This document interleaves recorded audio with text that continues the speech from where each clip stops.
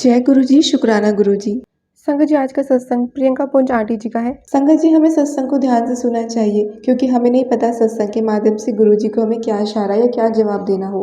सत्संग शुरू करने से पहले गुरु जी के मंत्र जाप जरूर करेंगे। ओम नमः शिवाय, शिव जी सदा सहाय। ओम नमः शिवाय, गुरु जी सदा सहाय। जय गुरु जी, शुक्राना गुरु जी। आइए संगत जी, सत्संग शुरू करते हैं। संगत जी, आंटी जी ने अपना सत्संग कुछ ऐसे शुरू किए हैं। आंटी जी कहते हैं, जय गुरु जी। मेरा नाम प्रियंका पुंज है। मैं पिछले 1 महीने से बहुत बहुत बहुत बीमार थी, इतना कि मैं बेड पर लेटी रहती थी। मेरी ज़िंदगी चेयर स्ट्रेचर पर ही रह गई थी 15 दिनों से तो बिल्कुल। मुझे मल्टी स्क्लेरोसिस है, जिसकी वजह से मुझे एमएस का अटैक हुआ था।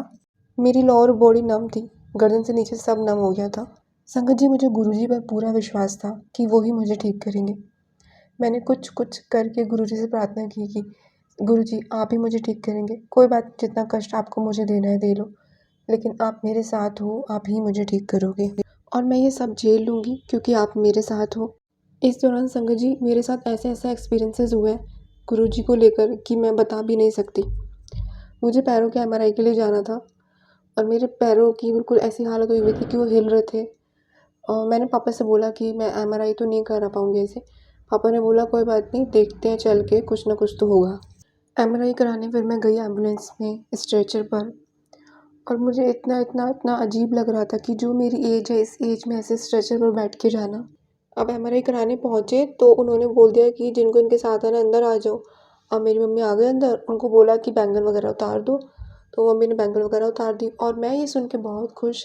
मैंने सोचा कि गुरुजी ने तो मेरी सुन ली, क्योंकि मेरे पैरों की इतनी अजीब हालत हो रखी है तो ऐसे में मैं तो नहीं एमआरआई ऐसे करा सकती। तो मम्मी आ गई अंदर।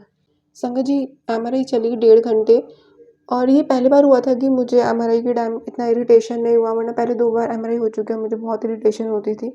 एमआरआई के बाद मम्मी ने मुझे बताया, मैं ढूंढ रही थी गुरुजी को, गुरुजी अब कहाँ हो आप? वहीं एमआरआई रूम में। मैंने मम्मा से बोला आप गुरुजी को ढूंढ रहे थे? मेरे लिए तो आप ही के रूप में गुरुजी थे मेरे पास। मैंने उनसे कहा एमआरआई रूम में मेरे साथ कोई था, यही मेरे लिए बहुत बड़ी सहानुभूति थी, सहारा था। एमआरआई के रिजल्ट में संगत जी, एमएस का इफेक्ट जो था वो बहुत ज़्यादा बढ़ चुका था, जिसको पता चलने के बाद मम्मी बहुत दुखी हो गई, पापा भी बहुत दुखी हो गए थे। मतलब मेरे पैरों की हालत इतनी कि मेरे पैरों की उँगलियाँ तक नहीं हिल रही थी। चलने की तो दूर की बात है, पैरों की उँगलियाँ तक नहीं हिल रही थी। मैंने सोचा कोई बात नहीं, जो भी अब गुरुजी ठीक करेंगे वो कुछ तो कर रहे होंगे। एक दिन की बात है संगत जी, जब मेरी मेडिसिन स्टार्ट हुई तो मुझे यूरिनेशन बहुत हो रहा था। रात का टाइम था और मैं 5 बार गई होंगी कम से कम। अब संगत जी, कुछ नहीं करती मैं, जब भी वॉशरूम से आती मैं लेट जाती और मंत्र जाप शुरू कर देती और मुझे नींद आ जाती। मैं फिर जाती, मैं फिर मंत्र जाप करती और मैं लेट जाती। मतलब उस दिन मैं जितनी बार गई मैंने कुछ नहीं करा, मैंने मंत्र जाप करा और मैं लेट गई। और अगले दिन जब मैं उठी तो सब कुछ कंट्रोल में, मेरा यूरिन वगैरह। ऐसे ही संगत जी, मेरा एम्स में अपॉइंटमेंट था। अब मेरे पापा मेडिकल बिजनेस में है तो हमें तो आदत ही नहीं है वेट वगैरह करने की, जहाँ भी जाते हैं जल्दी नंबर आ जाता है। अब मेरा एम्स में अपॉइंटमेंट था। अब हम वहाँ पे 9 बजे के गए हुए, मैं इतना फ्रस्ट्रेटेड, इतना फ्रस्ट्रेटेड। एक तो मैं व्हील चेयर पे, ऊपर से इतने पेशेंट आ जा रहे थे वहाँ पे। मैं बाबा पापा से बोल रही हूँ चलो चलते हैं, चलो चलते हैं। मम्मी ने बोला नहीं, अभी आए हैं तो देख के जाते हैं, तो एक काम कर गाड़ी में जाके सो जा थोड़ी देर। मैंने कहा चलो ठीक है। फिर पापा ने मुझे कुछ खिलाया और मैं सो गई गाड़ी में जाके। फिर हमारा अराउंड 5:30-6 के करीब नंबर आया अपॉइंटमेंट का। डॉक्टर को दिखा के जब हम बाहर निकले, मैंने पापा को बोला पापा हम यहाँ तक आए तो मैं बड़े मंदिर ज़रूर जाऊँगी। उस दिन वेडनेसडे था संगत जी, मंदिर बंद होता है, लेकिन मैंने कहा कोई बात नहीं है, कोई दिक्कत नहीं है, बाहर से ही माथा टेक लूँगी मैं, कोई बात नहीं है। वहाँ माथा टेकते ही अंकल ने जल प्रसाद ले रहे थे, तो पापा ने पूछा हमें मिल सकता है जल प्रसाद? तो सेवादार अंकल जी हमारे लिए जल प्रसाद लेकर आए, 3 गिलास ही लेकर आए और मैंने पूरा जल प्रसाद पिया। आप मानेंगे नहीं संगत जी, जल प्रसाद पीते ही ना मुझे अपने हाथ में स्ट्रेंथ लगी। मतलब मेरा हाथ एकदम ऐसे हो गया था, बिल्कुल अजीब से मुड़े हुए से, बिल्कुल स्ट्रेंथ नहीं थी, मुझे अपने लेफ्ट हैंड में स्ट्रेंथ फील हुई। फिर इसके साथ डॉक्टर ने फिजियोथेरेपी बोल रही थी, तो वो थेरेपी वगैरह तो चल ही रही थी साथ में। इसके साथ हम बीच में एक डॉक्टर की और गए, कल्याण बनर्जी। अब उस दिन भी हमें पूरा दिन लगा। मैंने कहा हम यहाँ तक आए चित्तरंजन पार्क, तो हम आज भी चलेंगे गुरु जी के आश्रम। संगत जी, उस दिन मंडे था और हम गए गुरु जी के आश्रम। संगत जी, मंदिर में हमें खीर प्रसाद मिला। अब मैं सोच रही हूँ मैं कैसे पकड़ूँ, मेरे हाथों में तो पावर ही नहीं, पैरों में भी नहीं, मैं वो कैसे संभालूँ।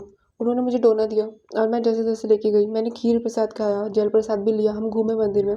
संगत जी, वहाँ पे मुझे ऐसा लगा जैसे मेरे पैरों में जान आ रही है। जब हम मंदिर जा रहे थे संगत जी, मैंने अपने पापा का हाथ बहुत ही कस के जकड़ के पकड़ा हुआ था, क्योंकि मुझे लग रहा था मुझसे बैलेंस नहीं होगा, कहीं मैं गिर वगैरह ना जाऊँ, ऐसा कुछ ना हो जाए। इस बात पे मेरे पापा से मेरी लड़ाई भी हो गई। वो बोलते तू ऐसे मत पकड़ हाथ, तो तू थोड़ा लूज़ पकड़। मैंने बोला नहीं, मुझे ऐसे ही लग रहा है, मेरे को ऐसे सही लग रहा है, ऐसे संभाल सकती हूँ मैं। तो इस बात पे थोड़ी लड़ाई भी हो गई थी। पापा ने मुझे बोला भी कि तू बहुत ज़िद्दी है, लेकिन संगत जी मुझे लगा कि मैं नहीं संभाल पाऊँगी। बट जब मैंने जल प्रसाद पिया तो मुझे ऐसा लगा जैसे मेरे पैरों में कुछ स्ट्रेंथ पावर आ रही है। संगत जी, जब हम दर्शन करने अंदर जा रहे थे, एंट्री कर रहे थे, दर्शन करते करते मुझे लगा धीरे धीरे हाथ ढीला छोड़ रहे थे मैं पापा का, हाथ लूज हो रहा था, मुझे नहीं पता कैसे। और जब हमने दर्शन करे, हम घर आए, तो मुझे लग रहा था आधे टाइम कि मेरे पैरों में ताकत आ रही है, पावर आ रही है। फिर मेरे फिजियोथेरेपिस्ट आए एक्सरसाइज कराने और मैंने उनको बताया कि मैं ऐसे गुरुजी की गई थी और मुझे ऐसा फील हुआ।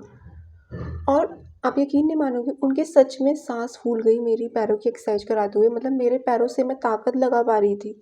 फिर एक दिन मैंने गुरुजी से कहा, गुरुजी एटलीस्ट इतना कर दीजिए कि मैं वॉशरूम जाऊँ तो मुझे किसी के सहारे की ज़रूरत ना पड़े, मैं खुद से आ पाऊँ। एक दो दिन ही होंगे, मुश्किल से एक दो दिन ही होंगे संगत जी, और ऐसा हुआ कि मैं खुद से आने लगी वॉशरूम से, दीवार पकड़ पकड़ के मैं खुद से आ पा रही थी। मेरे लिए बहुत बड़ी अचीवमेंट थी संगत जी, बहुत बड़ी। और मुझे लगा कि कैसे, मतलब गुरुजी सारी बात सुन लेते हैं कैसे। इस दौरान गुरुजी ने मेरी तो इतनी बातें सुनी है ना संगत जी, कि मेरा बर्थडे आने वाला था। मैंने डॉक्टर से बोला मैं शॉपिंग पे जा सकती हूँ बर्थडे पे। डॉक्टर ने साफ बोल दिया उम्मीदें मत रखो, एक्सरसाइज करते रहो बट उम्मीदें मत रखो। लेकिन गुरुजी ने मेरा बर्थडे आने से पहले ही, मतलब ऐसी मेरी कंडीशन हो गई कि मैं शॉपिंग करने जा पाई, अपना आराम से मैंने शॉपिंग की। गुरुजी को पता है कि मतलब मेरी बेटी ऐसी है ना, कितनी बुद्धू है कि हाँ, इसको मैं शॉपिंग भी कर लेगी ना ये, तो ये बहुत खुश हो जाएगी। और मैं सच में इतना इतना खुश हो गई कि गुरुजी ने पता नहीं कैसे इतना आराम से मेरी शॉपिंग कराई। पता नहीं संगत जी, गुरुजी कहाँ से हमारी लाइफ में और कैसे कैसे हमें इतना ब्लेस कर रही हैं। संगत जी, मेरे पास इतने छोटे छोटे इतने सत्संग हैं गुरुजी के, कि अगर मैं शेयर करने आऊँ ना तो इतना अच्छा, इतना बड़ा सत्संग बनेगा गुरुजी का। एक ना संगत जी स्वातिपुरी हैं, उन्होंने मुझे गुरुजी के बर्थडे वाले दिन बताया था। गुरुजी के बर्थडे से ना एक हफ्ते पहले ही टप्पे शुरू हो गए थे। टप्पों में मतलब बातें वगैरह होती थी, तो मेरी स्वातिपुरी जी से बातें होती थी। तो मैंने उन्हें बताया था कि मैं ऐसे बेड पर हूँ, मेरी ऐसी कंडीशन में हिल भी नहीं पाती हूँ। अगर मुझे बेड से उठना भी आता तो मेरे मम्मी पापा ऐसे मुझे पीछे से सहारा देते हैं। तब उन्होंने मुझे बताया था कि गुरुजी का स्वरूप ना तुम अपने हाथों से साफ़ किया करो और उनको चंदन तिलक लगाया करो, और उसी उंगली से ना फिर अपने माथे पे टीका किया करो। अब मेरी तो हालत ऐसी थी नहीं कि मैं खुद से ये सब कर पाती संगत जी, तो मेरे ना पापा करते थे ये सब। और एक दिन मेरे मन में खुद से आया कि मैं आज खुद से करूँ ये सब। मैंने पापा से कहा, पापा ने कहा हाँ तू कर। फिर मैंने गुरुजी को चंदन तिलक लगाया और वही तिलक अपने माथे पे लगाया। फिर जब मेरे फिजियोथेरेपिस्ट आए, उन्होंने मुझे वॉक कराई और बोला सीढ़ियाँ उतरे। मैंने कहा ठीक है, पर मैं अंदर से इतना डरी हुई थी संगत जी, क्योंकि मुझे अप्रॉक्स 1 महीना हो गया था। मतलब 1 महीने से ऐसा था कि मेरे को नीचे जाना है तो स्ट्रेचर पे ही जाती थी, अदरवाइज़ नहीं जाती थी। अब सीढ़ियाँ उतरने के लिए मैं बहुत डर गई, लेकिन फिजियोथेरेपिस्ट ने मुझे सीढ़ियाँ उतरवाई और मैं उतरी। और फिर उन्होंने नीचे ग्राउंड में मुझसे वॉक करने को कहा, टहलने को, और मैंने चक्कर लगाया और मुझे अंदर से इतना अच्छा लग रहा था, क्योंकि ऐसे इतने टाइम बाद मैं खुद से चल रही हूँ, बाहर निकली हूँ मैं। आज ही मैंने गुरुजी के स्वरूप पे चंदन लगाया था और आज ही गुरुजी ने कर दिया। आज ही गुरुजी ने करिश्मा कर दिया। मतलब पहले गुरुजी के चंदन पापा लगा रहे थे, लेकिन आज मैंने लगाया तो आज ही गुरुजी ने ऐसा कर दिया।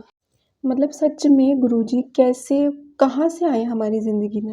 मेरी थेरेपिस्ट तक ने देख लिया कि मैं इतना सैंटी हो रही हूँ। उन्होंने मुझसे बोला कितने टाइम बाद उतर रही हो सीढ़ी। मैंने बोला 1 डेढ़ महीने बाद। तो उन्होंने बोला चलो चलो अब रो मत पड़ना। मैं बहुत ही ब्लेस्ड फील करती हूँ, इतना ज़्यादा ब्लेस्ड फील करती हूँ कि मैं कुछ कह ही नहीं सकती इस चीज़ को लेके। गुरुजी मेरे कहने से पहले ही मेरे मन की बात सब सुन लेते हैं, सब कर देते हैं। अब तो बस दिल से बहुत सारा शुक्राना निकलता है गुरुजी को, बहुत सारा शुक्राना। मेरी ऐसी हालत हो गई थी कि पापा भी मुझे देख के रो पड़े थे और मुझे भी रोना आ गया था देख के, क्योंकि नहीं हूँ मैं ऐसी। मैंने आज तक सेवा की है, करवाई नहीं है। मुझे अच्छा लगता है औरों की सेवा करना, लेकिन ऐसे कि कोई मेरी सेवा करे, मतलब मैं इतनी लाचार हो गई हूँ कि इन्हें मेरी सेवा करनी पड़ रही, नहीं अच्छा लग रहा था। बट गुरुजी तो गुरुजी हैं। जय गुरुजी, शुक्राना गुरुजी। जय गुरुजी, शुक्राना गुरुजी। संगत जी, आज का सत्संग काफ़ी इमोशनल और ब्लेस्ड भी था। संगत जी, गुरुजी की महिमा के बारे में क्या बोले। किसी संगत को तो गुरुजी पल में ठीक कर देते हैं, लेकिन किसी के ठीक होने में थोड़ा सा समय लग जाता है, क्योंकि हमारे ही कर्म है संगत जी जो हमें काटने होते हैं। गुरुजी हमें हमारे कर्म थोड़े में कटवा देते हैं, या इतना अपना आशीर्वाद रखते हैं कि हमें उतना महसूस भी नहीं होता और आराम से हमारे कर्म कट जाते हैं। संगत जी, सत्संग के माध्यम से हमें गुरु जी के चंदन तिलक की महिमा का भी पता चलता है कि गुरु जी के चंदन तिलक में कितना ब्लेसिंग्स है, कितना आशीर्वाद है। अगर आप गुरु जी को तिलक करके उसी उंगली से अपने तिलक लगाते हैं तो आपको गुरु जी की बहुत सारी ब्लेसिंग्स मिलती हैं, आपकी हेल्थ में काफ़ी सुधार होने लगते हैं। संगत जी, गुरु जी कहते हैं अपना सत्संग शेयर करना चाहिए, क्योंकि आपका सत्संग जब आप शेयर करते हो तो उससे और जो संगत है वो भी ब्लेस होती है, वो भी पॉजिटिव होती है और उन्हें गुरु जी के बारे में और जानने का मौका मिलता है। तो संगत जी, अगर आप भी अपना सत्संग शेयर करना चाहते हैं, हमारी जीमेल आईडी और इंस्टाग्राम पर अपना सत्संग आप लिख के या ऑडियो बना के या वीडियो बनाकर भी शेयर कर सकते हैं। संगत जी, सत्संग को विराम देने से पहले गुरु जी का मंत्र जाप जरूर करेंगे। ओम नमः शिवाय, शिव जी सदा सहाय। ओम नमः शिवाय, गुरु जी सदा सहाय। जय गुरु जी, शुक्राना गुरु जी, लख लख शुक्राना गुरु जी, हम सबको अपनी संगत बनाने के लिए, हमारी लाइफ ब्लेस करने के लिए। We love you Guru ji.